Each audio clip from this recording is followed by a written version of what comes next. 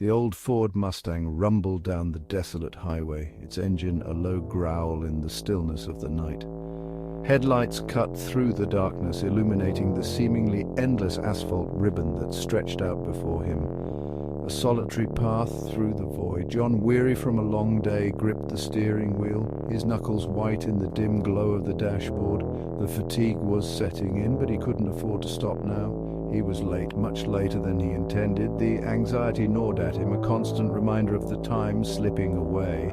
The clock on the dashboard blinked 2:17 a.m. Each minute passing felt like an eternity. John sighed, his breath fogging slightly in the cool night air. The chill seeped into his bones, adding to his discomfort.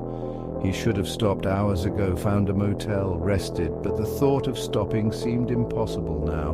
But he had felt this pressing need to push on, to reach his destination before dawn. The urgency was inexplicable yet undeniable. Now he regretted his haste. The decision to keep driving weighed heavily on him. He was alone, utterly alone. The isolation was palpable, a heavy presence in the car. The realization settled upon him like a shroud as he drove deeper into the desolate heart of the night. The darkness seemed to close in around him. The world outside his windows was a black void, punctuated only by the occasional fleeting reflection of his own headlights. It was as if the night itself was swallowing him whole. The silence was unnerving, broken only by the low hum of the engine and the rhythmic swoosh of tires on asphalt. Each sound seemed amplified in the stillness, a reminder of his solitary journey. The highway stretched before him like a dark, unwelcoming tunnel, its endless expanse swallowing the light from his car. The farther he drove, the more isolated he felt, as if the road was leading him away from the world he knew. The world seemed to have shrunk down to the confines of his car, the pool of light cast by his headlights and the oppressive darkness beyond. It was as if he was the only person left on Earth. His thoughts raced. He thought about his destination, a small town nestled in the mountains, a place he hadn't visited in years. Memories of the town flickered in his mind, both inviting and foreboding, a place filled with memories, some pleasant, some best left undisturbed. The town held secrets, whispers of the past that he wasn't sure he was ready to confront. But something, some unnamed compulsion, had drawn him back. It was a pull he couldn't resist, an urge that gnawed at him, demanding he return. He tried to shake off the unease creeping into his mind. He turned on the radio, hoping to find some semblance of company in the familiar crackle of static or the comforting drone of a late-night DJ. The silence was becoming unbearable, but there was nothing, only an eerie silence that seemed to amplify the isolation. The road stretched on, and he felt more alone than ever, the quiet pressing in on him from all sides. John adjusted the rearview mirror. He had been doing that a lot lately, checking, rechecking, as if expecting to see something other than the emptiness that greeted him. The road behind him was as deserted as the road ahead. He chided himself for his nervousness. It was just the isolation, the lateness of the hour, playing tricks on his mind. He was tired, that was all. He needed to stop, rest, let the tension drain away. He glanced at the rearview mirror again. This time he could have sworn he saw something, a flicker of movement in the darkness behind his car. A trick of the light, he told himself, just a trick of the light. The miles ticked by, each one seemingly longer than the last, as if the road itself was stretching out to infinity.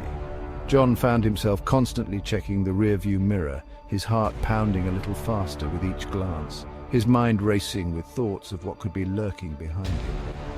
The fleeting movement he had glimpsed earlier was now a constant presence, an unsettling reminder that he was not alone on this desolate road. It was a shadow, dark and shapeless, hovering in the darkness behind his car, like a phantom that refused to be ignored. It wasn't always visible, sometimes fading into the blackness, only to reappear moments later, a little closer than before, as if it was playing a sinister game of hide and seek. Each time it reappeared, it seemed to be more defined, less amorphous, taking on a vaguely menacing form that sent chills down his spine.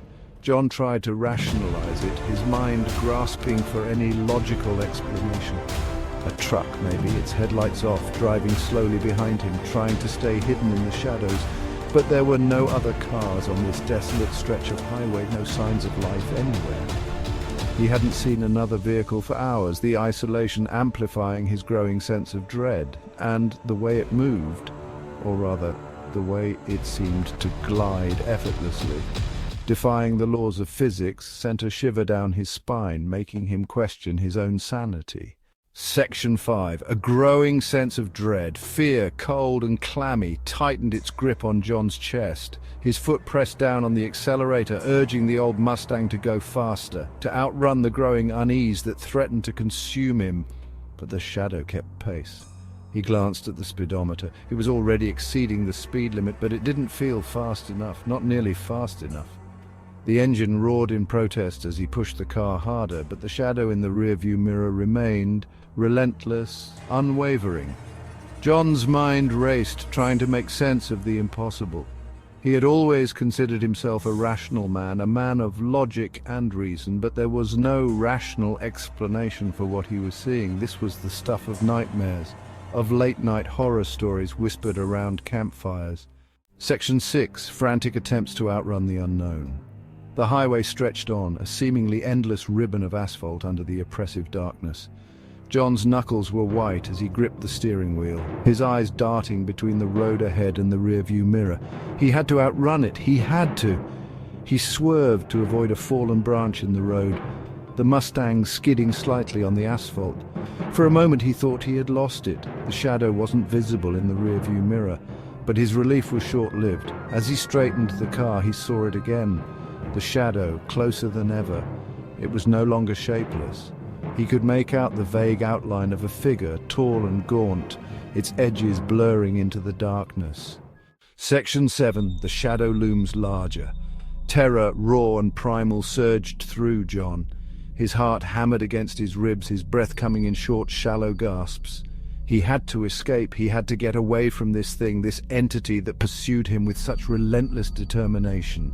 He slammed his foot down on the accelerator, the engine screaming in protest as the Mustang surged forward. He glanced at the speedometer. He was going way too fast, but he couldn't bring himself to slow down. Not now. Not with that thing right behind him. The shadow loomed larger in the rear-view mirror, its form becoming clearer with each passing second. It was humanoid but distorted, its limbs elongated, its fingers grotesquely long and slender, its eyes, two burning embers in the darkness, seemed to bore into John's soul. Section 8. Confronting the fear. The fear was almost paralyzing, but John knew he couldn't give in to it. He had to think, had to find a way to survive this nightmare. But what could he do? Where could he go? He considered pulling over, trying to reason with the entity, whatever it was. But something in those burning eyes told him that reason had no place in this encounter. This was something ancient, something evil, and it was drawn to him for reasons he couldn't comprehend. He gripped the steering wheel tighter, his knuckles white with tension. He had to stay on the road, had to keep moving. As long as he was in motion, he had a chance. A slim chance, perhaps, but a chance nonetheless. Section 9. Desperate measures. The highway seemed to stretch on forever, the darkness pressing in from all sides. John's vision blurred, his body trembling with fatigue and terror. He couldn't keep this up much longer. He needed a plan, and fast. He glanced at the dashboard. The fuel gauge was nearing empty. He swore under his breath. Of course, just what he needed. He risked a glance in the rearview mirror. The shadow was still there, closer than ever, its burning eyes fixed on him with an intensity that made his blood run cold. He had to do something drastic. He swerved the car sharply, aiming for the shoulder of the road. The Mustang skidded on the loose gravel, the tires screaming in protest. He wrestled with the steering wheel, fighting to maintain control. Section 10. A glimmer of hope. The car lurched violently as it hit a ditch, the impact jarring John's teeth. He slammed on the brakes, the Mustang skidding to a halt, its headlights illuminating a dense thicket of trees just ahead. He had made it off the road barely. He killed the engine and sat there for a moment, his chest heaving, the silence deafening after the roar of the engine and the screaming of tires. He risked a glance in the rearview mirror. The shadow wasn't visible. Had he lost it?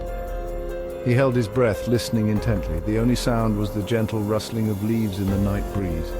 He waited, his heart pounding against his ribs, but there was nothing. Maybe it was gone.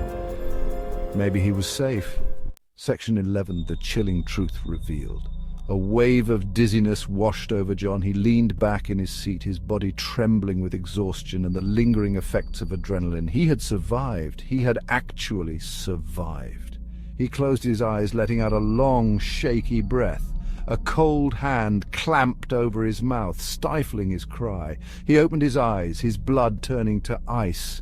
The shadow.